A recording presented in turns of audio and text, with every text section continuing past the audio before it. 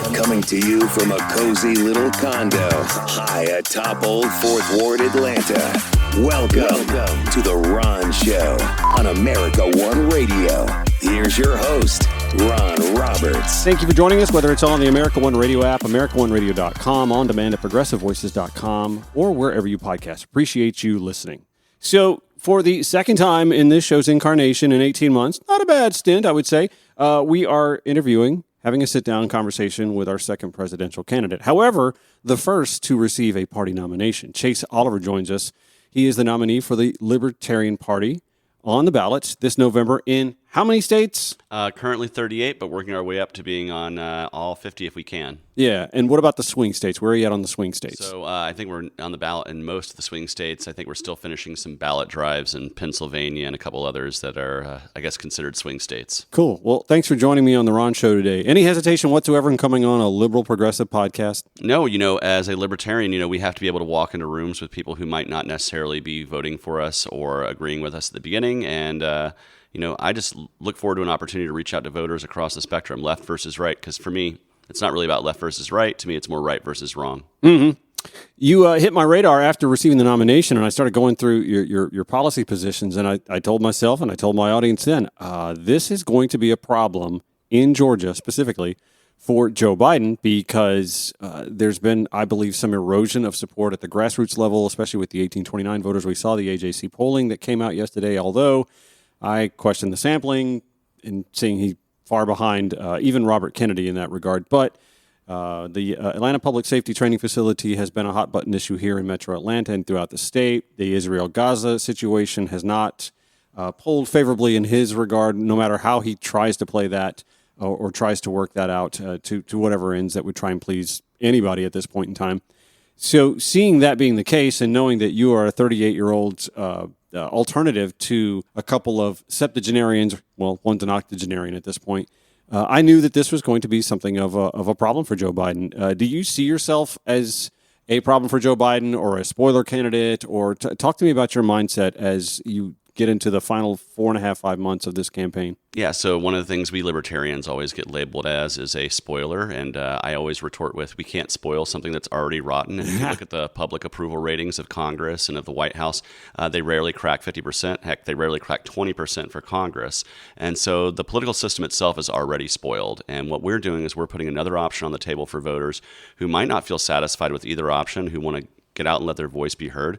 4 in 10 voters don't vote because they don't really feel like they're being represented at all. And, if you look at where we pull from, like recent polling from Quinnipiac had us polling equally from Republicans and Democrats, but the largest pool of voters that we pull from is actually independents, which is the largest pool of voters generally. And so it's a matter of whether those are voters who traditionally would have maybe perhaps voted Republican or perhaps voted Democrat or not voted at all. We don't have that information, but what I can say is we pull quite equally from the Republican and Democrat bases because as dissatisfied as some voters might be with Joe Biden, I think there's also a lot of dissatisfaction with Donald Trump on the Republican side of the aisle. Well, you'll get no argument from me on that. Before we go into the heavy political stuff, though, I just kind of want to get a little bit of a background on you. I pulled your bio from your website. It doesn't really tell me a whole lot about like your childhood, your parents, what they do, their background, et cetera, and so on. So give us a little bit about that, if you don't mind. Just learn about Chase that we don't know about. Yeah, so I'm 38 years old. Will be 39 on Election Day. I was born in Nashville, Tennessee, moved around a little bit as a kid, but really settled here in Georgia from the age of 7 onward. I grew up in Snellville, Georgia. Now you make it sound like you settled in Georgia at age 7. It wasn't necessarily. I bought a place, found a great. So my housing was so much easier to buy back then. I know, right? So so my family moved here when I was 7, and I've lived in the Snellville area for most of my childhood and into early adulthood. Went to Brookwood High School, and my professional background started in restaurants. My first real job was being a dishwasher, and then I worked through every aspect of the industry till by the end of it, I was actually advising new entrepreneurs on like what they would need to do to start a restaurant. Right. And then from there, that was a very stressful industry, by the way. If you've ever worked in restaurants, you realize it's... No, but I watched The Bear, so I get it. Yeah, so exactly. So I tell everybody, every politician should work in retail or restaurants to really get the full spectrum of stress and abuse that you get in that industry. But from there, I moved into the logistics industry. So I started helping move containers from one side of the world to the other. And that's, that was, I was already a big free market guy, but that kind of gave me new appreciation for markets and what it takes to get a product to your shelf. And then, in my personal life, I'm LGBT, I'm gay man.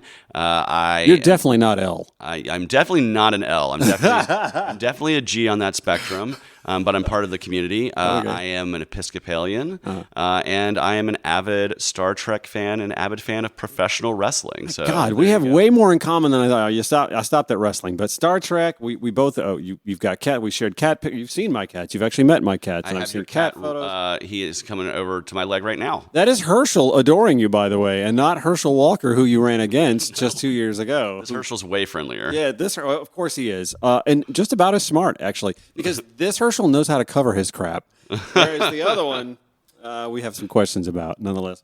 Anyway.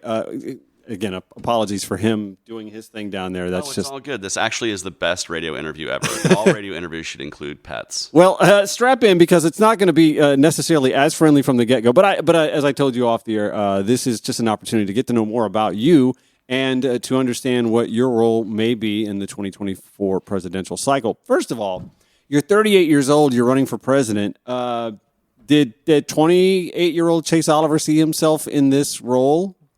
Well, I always wanted to be involved in public service one way or another. I always wanted to be active politically. I had been an activist since the Iraq wars and Afghanistan wars had gotten started. Mm-hmm. So I knew I was always going to be doing something in the realm of politics and activism. Did I think I was going to run for president by the age of 38? Right. No. But, when opportunities present themselves and the world aligns in that way, you kind of go for it. And particularly after the 2022 race, we saw a lot of enthusiasm from libertarians who said, hey, you were a great messenger in Georgia. You forced that runoff. You got our name out there a bunch.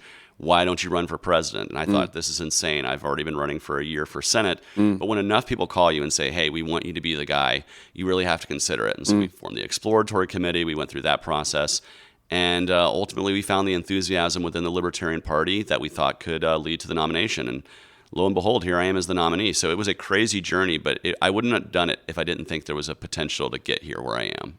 And you ran for Senate again in 2022. You ran for the congressional seat, John Lewis congressional seat, right? Mm-hmm. To fill his unexpired seat after he passed away. Now, and you didn't actually live in you don't have to live in the district, so you weren't living in the district at that time, right? Yeah, I had recently moved a little bit north. I think I was in Lucy McBath's district at that point. I got you. Yeah, and that's one of the quirks about running for Congress is that you don't have to live in the district you're running for, which begs the question, why we don't have more competitive races. But obviously, gerrymandering is an issue, and I'd love to get your thoughts on gerrymandering. We'll talk about that in a little bit.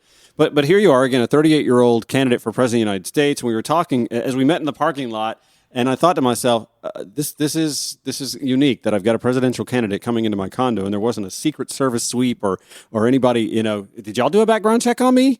Did anybody at the camp? It's unique. But obviously there are thresholds that have to be reached. But these are questions that a lot of folks do ask, like when does he get Secret Service detail, and have you been briefed on that? No, I have not. I think I got a ways to go before they decide to give me Secret Service detail. They haven't even given it to RFK or anybody else. So usually they just reserve that for only the Republican and the Democrat.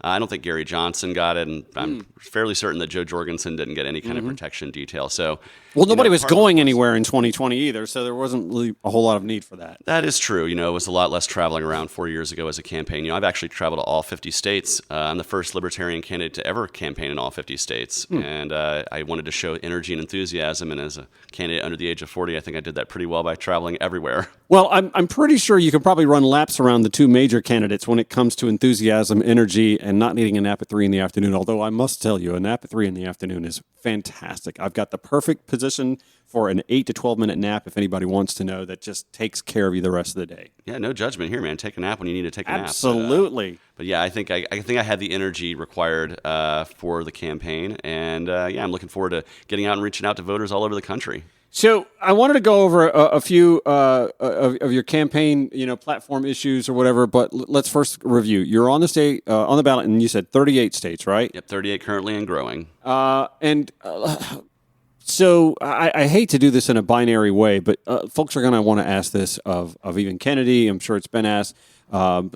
Of the two, the current president, the former president, which one scares you the most returning to office for another 4 years? Honestly, there's plenty to be scared of for both of them for me. Go for it. Because, I view them as both wings of the same bird. I think no matter who wins between Donald Trump and Joe Biden, we get further polarized, we get further hyper-partisan in our politics, and that leads to more gridlock, less things getting done, and more problems arising in our politics. So, it doesn't really matter which one of them wins. If either of them win, we're going to be in for a wild ride of 4 years of, contentious politics that we have, seen, frankly, for the last 8 years. It's just grown and grown and grown, but particularly since 2016, I think, our politics have just gotten more and more polarized.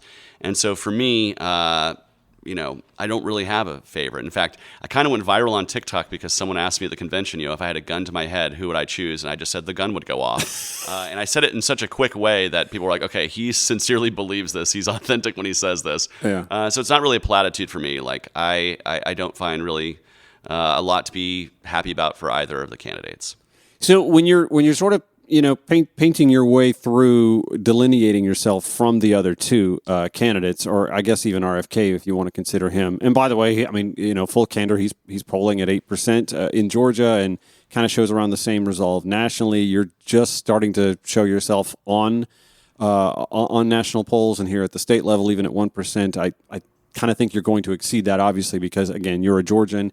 You already know that you can pull 80,000 votes at minimum in the state of Georgia in a statewide race.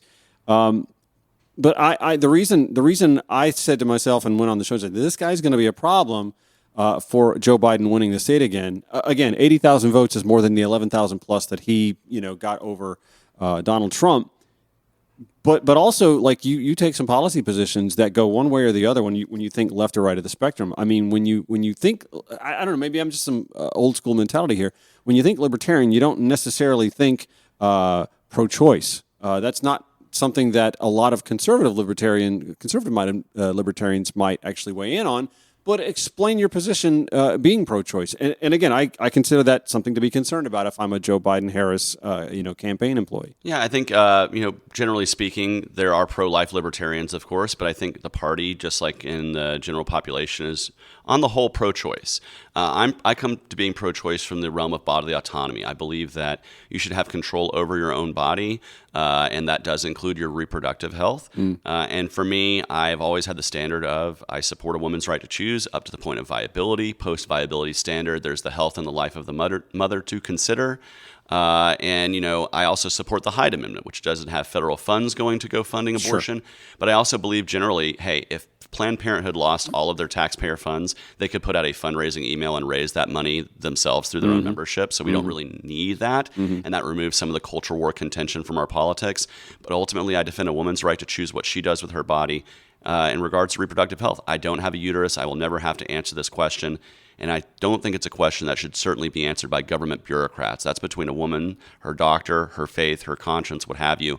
And I just don't see a role for government to play there. And as a libertarian, that's going to be the answer to a lot of things I say. The bedrock principle, right? To play there. Yeah, obviously. We're with Chase Oliver. He is the Libertarian Party candidate for President of the United States. Thank you for listening to us discuss these topics and more on The Ron Show. Back with Chase Oliver. You can follow The Ron Show, show notes and more at Ron Show ATL, ronshowatl.com for background and bio and past podcast episodes if you'd like.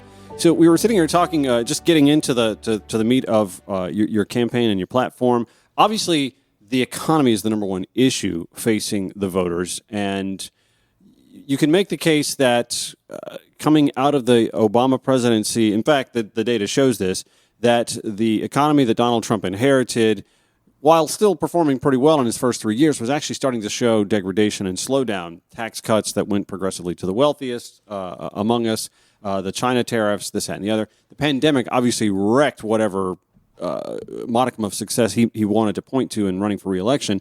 And then under Joe Biden, we've dealt with inflation, which arguably has been much worse throughout the rest of the world than it has been here, but still has been plaguing the typical American family with costs. Joe Biden coming in with additional stimulus money as well for the American family in such a unique and unprecedented situation. Where do you see a Chase Oliver presidency guiding the economy in principle and in action? Well, I think the first thing we have to do is get cost of living under control. And the way we do that is to slow the rate of inflation. But how does the government do that? We do that by balancing our budget. We do that by taking in less than we collect in revenue. Because right now, every year, we print trillions of dollars on the spreadsheet digitally to make up for the losses of deficit spending. When we do that, we devalue our dollar. And so that's why we're seeing inflation hit. That's why inflation hit so hard post-pandemic, because we had the largest single year of deficit in the history of our country. But again, inflation is a global phenomenon post-pandemic, and that doesn't necessarily reside on the U.S. dollar or whatever spending policy the United States has. It has to do, and you know this because you were working shipping containers, moving them around. You know the supply chain problem was a very real problem for quite a while. You're also aware that OPEC throttled back production of oil at the behest of Donald Trump for a 2-year period that lasted well into the Biden presidency. You're also aware, of course, that Putin and Russia invaded Ukraine, and that also upset the oil market, and that the cost of oil has a lot to do. It has an outsized impact on the cost of goods and services and inflation in general. So, again, I understand the idea of wanting to limit spending or to I don't know if are you for a constitutional amendment to balance the budget? Because I'll be frank, getting any constitutional amendment is hard to pass, but I think it's a practice that we should put into play. The last time we had a balanced budget was during the Clinton years, and we had the largest growth of the middle class at the same time. I think that's because people felt comfortable in our economy. They felt like we were being good stewards of the economy. They felt comfortable to get out and spend. And, ultimately, that is what's going to create a better economy for us in the long run, is we can get our financial house in order, our fiscal house in order. That does require us to make cuts. That does require us to make tough decisions. Does it require us to get more from those who earn more? Well, here's the thing. We can't tax ourselves out of this problem. We could tax the rich at 100%, and that wouldn't fund the government for more than 3 or 4 months. No, but wouldn't you argue for the last 40 or 50 years that we've actually tax cut ourselves into a lot of problems too? Well, here's the thing. I want to cut taxes, right? But I also understand that tax cuts can't happen without spending cuts, because if you cut taxes without cutting spending, you're just putting that inflation on the back end. You're creating that deficit spending that creates that artificial inflation, which is basically a tax on every single person's dollar, no matter where it is in their bank account, in their business, or in wherever it is. And guess who that affects the most? The people who are living paycheck to paycheck, the people who go to the grocery store and they see the same amount of money filling up less and less in the cart. And so for me, just tax cuts alone is not a wise fiscal decision, which is what Republicans run on. Oh, we're going to cut taxes, but they never cut the spending to correspond. Democrats, meanwhile, like, hey, let's keep spending where it's at or raise it, but also raise taxes, which we cannot tax ourselves out of this spending issue. We have to cut spending. We have to. There's just no way to make the math work otherwise. But you could look back to the Eisenhower administration, for example, and look at the tax rates for the wealthiest 1% back then and see that obviously it wasn't cratering the economy, that the wealthiest 1% were spending their fair share and also taxed their fair share, and that government services were actually more serviceable back then, and the American public was enjoying a growing economy. We were getting into suburbanization. We were expanding our infrastructure grid, which now bears Eisenhower's name. So you could look back and see where a more robust progressive tax system actually was good for the country at some point in time. Obviously, it can't be fixed in one day or even in one presidential term or 8 years of a presidency. But is there not any headroom for looking back at that and saying, maybe we went too far with these tax cuts, that obviously we're starving government, and government's not facilitating the needs of the people any better because of that? I think it's not a matter of the fact that we're starving government. I think it's the fact that government has become a glutton. It has just continued to consume and consume and consume. And if even at the high tax rates of the Eisenhower years, we would still be not able to fully run this government without debts and deficit. And so the problem is not that we're being starved of tax money, it's that we're consuming far more than we need to be as a government. And so even in the Eisenhower, it's kind of an apples to oranges comparison, because the size of the state and the things that the state does are far greater than what they did during Eisenhower's time. And so even if we were to tax the billionaires, which, hey, I understand, the desire to say, hey, they have to pay a fair share or whatever. But for me, all taxation is in one way or another theft. So it's not really for me to say, well, we should punish people with taxation more than others. I would like to remove as much taxation out of everyone's lives as possible, but that requires us, again, to get government down to a size where it just isn't today. So, philosophically speaking, though, if taxation is theft, isn't using an infrastructure that you're not paying into, what is that? That is using funds that were coerced from another person for your own personal benefit. So you're actually But again, benefiting from the theft. how do we pay for that is my question. So, in the minarchist ideal, everything would be paid for via voluntary contributions. They would see a value in what they would want for their infrastructure. They would pay into it. I recognize we are like light years away from the minarchist ideal. I think we're so far removed from that that's a North Star kind of thinking. What we have to realize is we live in a world right now that is currently seeing, infrastructure at the government level being funded just crumbling because government's very inefficient in how they, move resources around. And there are certainly better ways to do this. There's a lot of things. One of the things I think I would love to get across to your audience as a libertarian, just because we don't want government to do something doesn't mean we don't want it done. Libertarians, we care about the poor and those who are less fortunate than us. We just think that running our tax money through a welfare program that's going to get washed through the bureaucracy, and by the time you get taxed $1 and you get back a dime, it's not really worth its value. When there's better value in mutual and direct aid organizations that we could give directly into our communities to help those who are less fortunate, and that money goes right to directly helping as opposed to going through the Washington, D.C. machine. And so if there's one thing I would get across is that libertarians, just because we don't want the state to facilitate something doesn't mean we don't think it needs to be done. Many times we just think it's done better through either mutual and direct aid or through the private marketplace. All right, we'll pick up on that conversation after the break here. You're listening to Chase Oliver, Libertarian Party presidential candidate on The Ron Show, the American One Radio app, AmericanOneRadio.com, or wherever you podcast. This is The Ron Show on America One Radio. Tomorrow we chat with new DeKalb County CEO-elect Lorraine Cochran Johnson. In the meanwhile, we're with Chase Oliver, Libertarian presidential candidate, the nominee of the party for President of the United States. We're picking up right where we left off. You were talking about services that are needed by the poor and the marginalized even, and you were talking about maybe funneling those resources through nonprofits, I guess. The question I would have then is, how do the nonprofits answer to what they are and aren't able to do? We can't exactly elect the board at the American Red Cross or the Salvation Army. There's accountability issues then and there, aren't there? Yeah, and that's why it's incumbent upon nonprofits to be as transparent as possible, so that way consumers, essentially those who would be donating these organizations, can feel comfortable knowing where their money is going. There's a lot of shady charities out there, and in fact, there are actually the Trump Foundation, I believe, was cited as one of those shady charities recently. There are nonprofit organizations actually who are devoted to exposing those kinds of things. So there are actually people who have a profit motive to expose nonprofits who aren't doing very well. Yeah.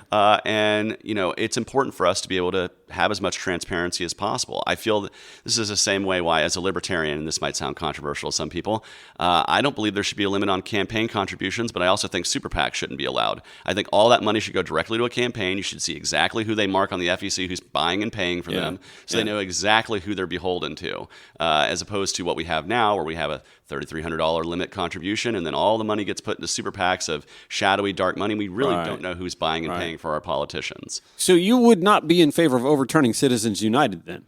I would not. I think, money is speech, but I do believe that there should be some regulation in regards to PACs and super PACs to say, hey, if it's for a political contribution, that should be open and transparent. I don't believe in hiding money. I believe in, money being able to be spent as it is on political contributions. I just think we should know who is spending that money and why. Because that way you just know who's buying and paying for your congressman. Right. It would be a lot easier to know exactly who they're beholden to. So that way when they make a crazy decision and they make a crazy vote, it's not so crazy when you know exactly who's funding their coffers. Yeah, well, yeah. And I think we've learned, journalism, I think, has done a less than credible job on that front. But what journalism does exist, especially on the fringes, whether you're hard right or hard left, you can generally know your source and know who that they're targeting.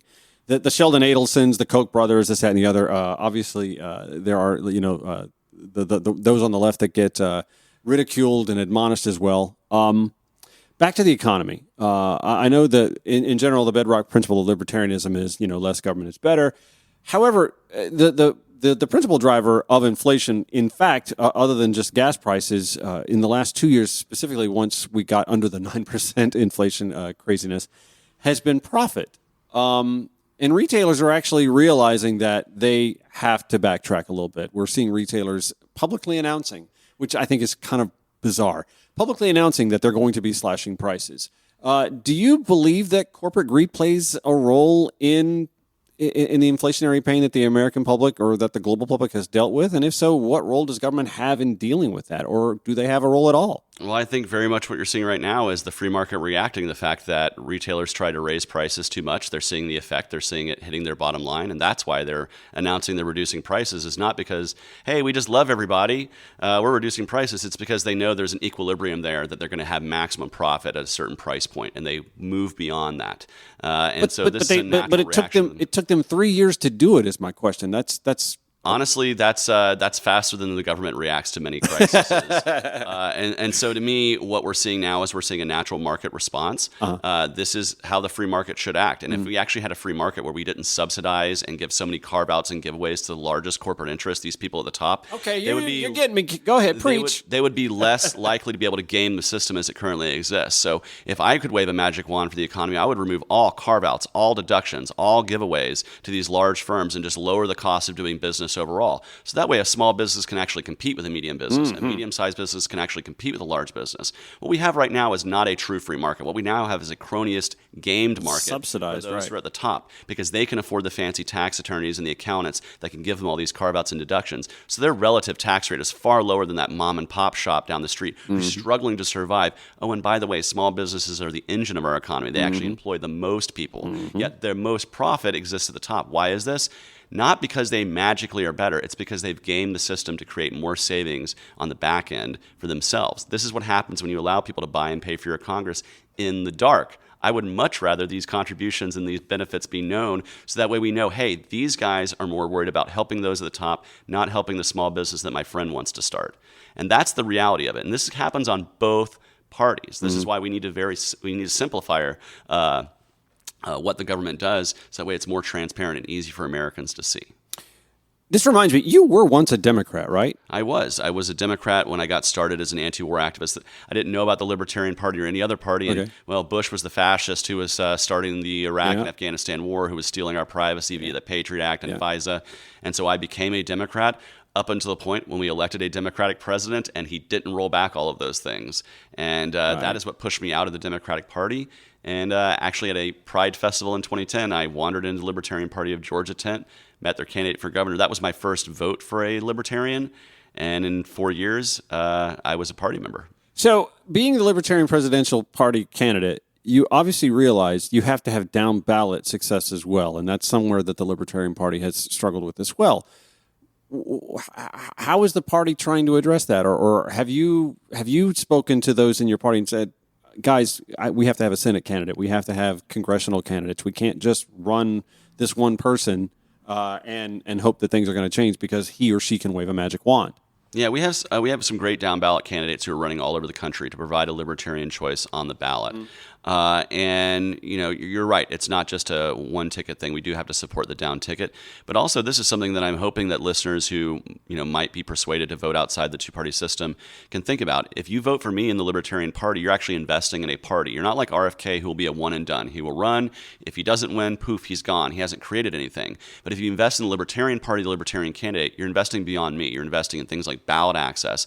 That makes it easier to run. You mentioned that there are a lot of unchallenged races for Congress. Well, that's because they've been gerrymandered to be either safe red or safe blue. And then in Georgia, we have ballot access hurdles where you need almost 40,000 signatures to run for Congress. Yeah. And so it just prevents that competition from happening. So if we win ballot access or major party status, we get more ability to actually challenge the two-party system, particularly in these gerrymandered districts where, hey, wouldn't it be nice in a quote-unquote safe red district to have a Libertarian running against the Republican? Or if you're somebody who's sick and tired of your Democrat who's just not being responsive and just basically being an empty suit, well, wouldn't it be nice if there was a Libertarian to challenge them on some of these issues like being pro-choice, on being pro-immigration, on making it easier to start a small business that could get them to act?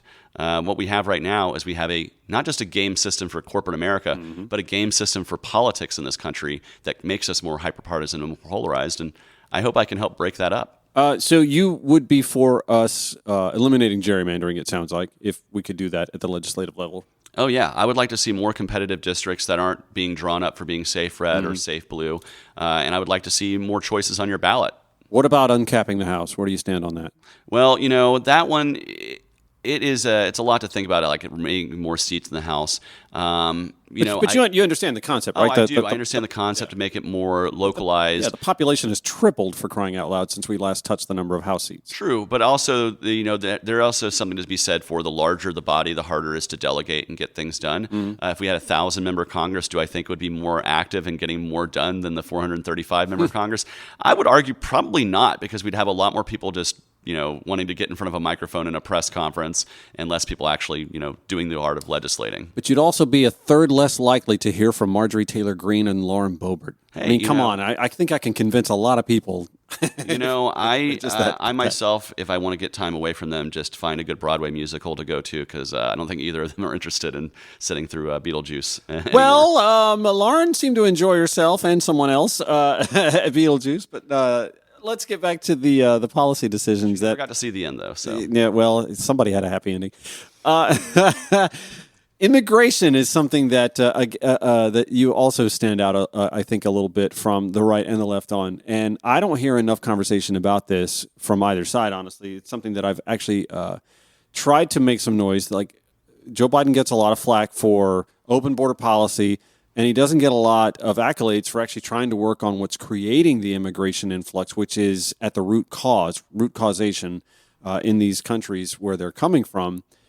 You take, I think, a pretty compassionate stance on immigration, and knowing that, like, our system has been underfunded and failing both us as citizens and immigrants as well at the same time. Do you want to elaborate on that a little bit? Yeah, so I think what we need to do is radically simplify our immigration system to allow people to come here to work. Like, that is where we're having the problem. We have a crisis at our southern border, but it's not created because migrants want to come here to work. It's created because the government just does a terrible job of being able to process people through and allow them to come here to work. Mm-hmm. And so I want a 21st century Ellis Island. All I ask is that if you want to come here, come through a port of entry, declare who you are, so that way we can do a quick background check to make sure you're not wanted for a crime that requires us to exercise an extradition treaty, because we do have those agreements with other nations. But if you're good to go, you should be able to come right in here and get to work. Start working, start creating economic output, start contributing to the economy, and not have to do it under the table where your labor is being exploited. Right. Do it out in the open, so that way we're not, quote unquote, undercutting wages. We're actually competing with wages within the marketplace. And so that's good for labor here in America, too, to keep to keep wages higher.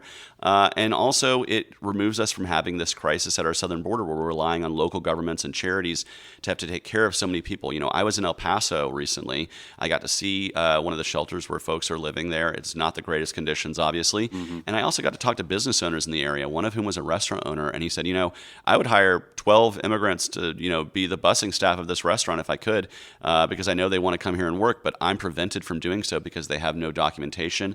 And of course, if I try to hire them under the table, Border Patrol could just burst right in here with and take them right away. And so, we're stuck in this horrible position where people are living in desperate situations at the border. We're not processing people through. And oh, by the way, we need these jobs. Agriculture is like one of the largest industries here in Georgia. And you can talk to these farmers who vote red. They vote for, oftentimes they'll vote for the Republicans who want to restrict immigration. But they also know we need immigrants to come here and work the farm. We need immigrants to come here during planting and harvesting. Having this more open immigration system, by the way, allows for seasonal employment. It allows for people to come up here and work during planting and harvesting, to take their money back home where it's going to go further, to be with their family, and to actually invest in their local economy. And then there's the one thing that we're not talking about with immigration, which is the war on drugs. Our war on drugs creates an incentive for violence south of our border, and that drives people north of the border because they're escaping cartel violence. But even so, they don't escape it because there's still cartel violence here in our neighborhoods. If we removed the war on drugs, we would have safer neighborhoods, we have more sensible policy, and we would have less people feeling the need to be driven north from fear of cartel violence. So I want to talk about the war on drugs, but real quick, how long does someone need to, in your mind, come to this country, declare themselves, work here before they can become an American citizen? I think we need to streamline that process too. People shouldn't be waiting decades to become a citizen in this country. I think once they declare their intention to stay here permanently, we should make that process as quick as possible, because I do believe that immigrants have helped build this nation. 4 out of every 10 people in this country can trace their lineage back to somebody who came through Ellis Island. They helped build the businesses and the culture, and you can't go down in the street without seeing a German or Italian or a restaurant that's from somewhere around the world, or seeing the impact of the world's culture in ours.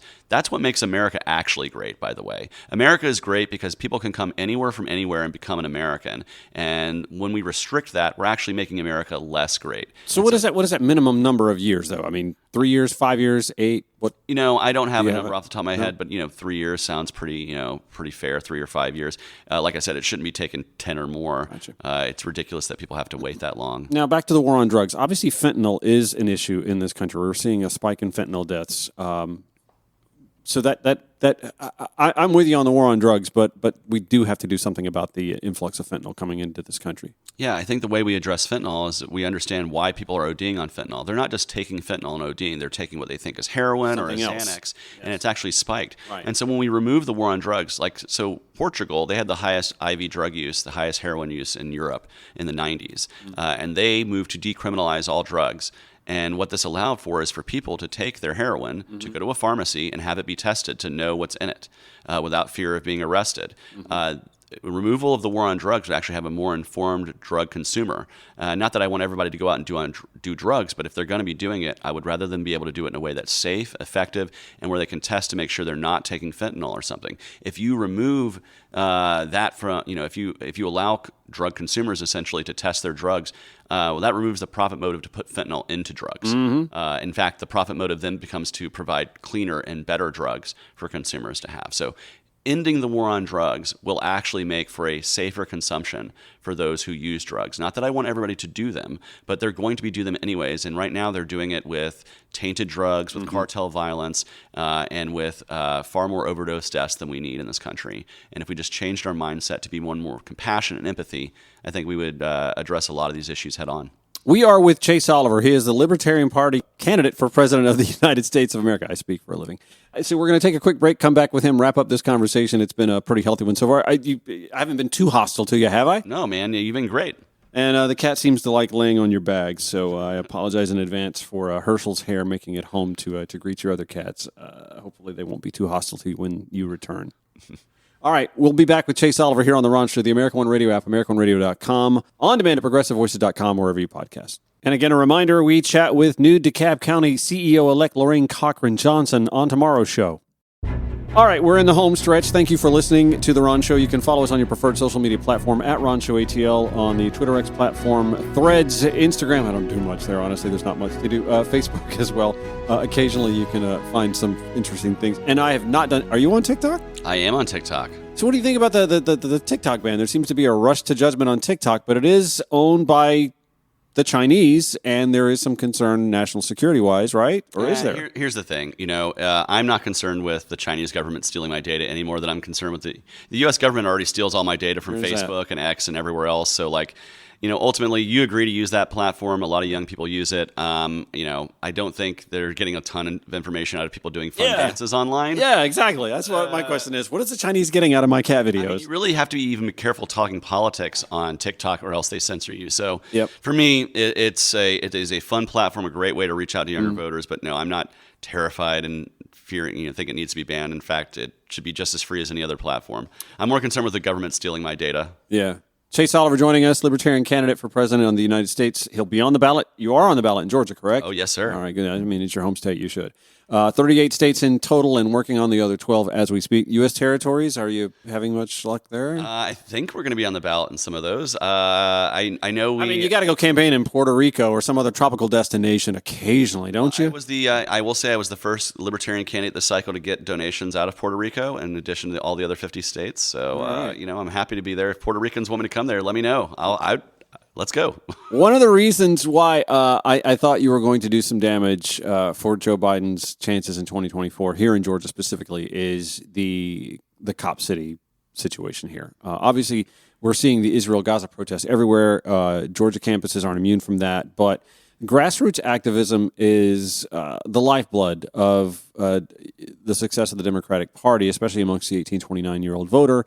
And here locally, City of Atlanta, the mayor and a majority of council have said essentially, your activism is of no use to us if we don't agree with it, and has been openly dismissive. You have been a vocal opponent of the Atlanta Public Safety Training Facility. as a native Georgian and as a Metro Atlanta resident. That's going to do some harm, I think, to Joe Biden's chances because Mayor Dickens is tied to the Biden-Harris campaign. But let's talk about justice reform and how that controversy here plays a role in your overarching views on justice reform. Something I think that most Democrats would agree with. Mm-hmm. Yeah, so you're right. I'm a part of the Stop Cop City movement. I have opposed the facility since it was announced. I was part of the 13 and a half hours of public testimony. I remember that. We aired you. City Council. And, it's sad to see that 13 and a half hours of testimony is ignored by the members of the City Council. And that was just a one day. And now what you're seeing now is just, the consequences of those actions. When you ignore the will of your voters, you run the risk of losing those voters. And actions have consequences. And if the Democratic Party was serious in Georgia about being responsive to the will of their voters, they would be listening to the Stop Cop City movement, the 105,000 people who signed the petition signatures to put this referendum on the ballot. It should have already been voted on. The fact that they're still pushing this back further and further, they're doing this because they want to build enough of the facility to say, hey, see, we've built so much of it, now we can't get rid of it. Well, let me tell you right now, that's not a good enough excuse to the 105,000 people who signed the referendum signatures. They are getting organized, and if you're a member of the City Council or the mayor who has an election year in 2025, I urge you to listen to us now, because otherwise you won't have a chance, because you'll be voted out of office. And this is exactly why we need more choices and more voices in our politics. And I will be trying to find people to organize with who are going to be running for city council to challenge these members who voted for this facility. And you're right, it fits further into the narrative of criminal justice reform. Broadly speaking, I want to see changes at every action, from your first interaction with police all the way to your post-release, your probation, because we have problems here in this country. We need to eliminate qualified immunity. We need to have liability insurance for police officers, so when when judgments are made against them in court, it's not coming out of the other city's budget. It's coming out of that insurance policy. By the way, it's a free market mechanism to keep bad cops off the streets because you become uninsurable. We need to end things we need to mandate things like body cams in every cases. We saw the young person who was killed during the Stop Cop City protest. It was by Georgia State Patrol, and they don't have body cams because they say, hey, we're in our cars most of the time. We don't need body cams. Well, 1 out of every 3 shootings that involve this Georgia State Patrol happens outside of that car, happens outside of the view of that dash cam. So we need to mandate body cams for every police officer across the country. And I've always argued that for folks who want to tackle crime, the best way to eliminate crime is to eliminate the cause of crime. Well, most crime outside of white-collar, high-dollar crime, and that's poverty. So how do we address poverty by eliminating crime, by proxy? I know that, again, bedrock principle, libertarianism, you guys don't believe in a minimum wage, but what do we do about wages in a way that eliminates poverty and gives opportunity to the marginalized, who have been marginalized in this country since the end of the Civil War? Yeah, I don't think it comes from a government-mandated wage, as you said. In fact, most people live quite above the minimum wage, even as it exists nationally. And so it's not like that's creating the price floor. For me, one of the things we have to do is we have to increase. Do you believe in collective bargaining, unions? Oh, yeah, I absolutely believe, because labor is capital. So your ability to produce something through work is its own form of capital. And anybody should be able to freely join their capital with others to create a stronger position in the marketplace. Absolutely support private sector unions. Public sector unions are kind of another thing with us, because there's the whole... That's just a whole different ball of wax. Yeah. But naturally, I support people's rights to join their labor together to form a better bargaining position. I support the right of easing entryway into the market. So one of the things we have to remove is barriers to entrepreneurship, things like licensure and regulations that just are really unneeded. One of the biggest ones that I see all the time is licensure for cutting hair. The fact that you have to pay for a license. Here's the deal. If you're cutting hair and you do a bad job, everyone will tell everyone else through word of mouth that you're doing a bad job at cutting hair. When I worked in restaurants, I had to pay $40 a year to be able to pour beer. I was never tested on how well I could pour beer and my knowledge of beer. I just had to pay $40 a year as a server. Listen, I can tell you, as someone who has worked a couple of beer busts now and then with my softball league, they will tell you I am pitiful at pouring a beer. Too much head, not enough beer. Unfortunately, I probably should get a license for that. Yeah, but the licensure never really involved anything other than paying the state. So there's all these little fees and entryways in the marketplace that could be eliminated altogether, and would make it easier for someone to either start a small business or to increase their entrepreneurship, to increase their economic output.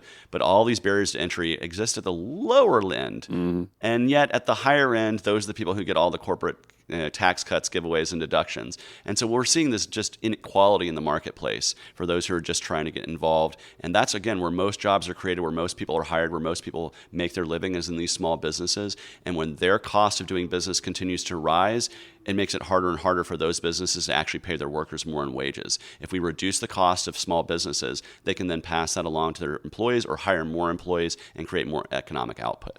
All right. Well, whether you do or don't agree with him, he's going to be on the ballot in at least 38 states and aiming for 50 in the U.S. territories as well. He's Chase Oliver, Libertarian Party candidate for President of the United States. Dude, thanks for coming in and joining me on the Ron Show today. It's been a fantastic conversation. Thank you for having me. Tomorrow, new DeKalb County CEO-elect Lorraine Cochran Johnson joins the Ron Show. We'll see you then. Have a great one.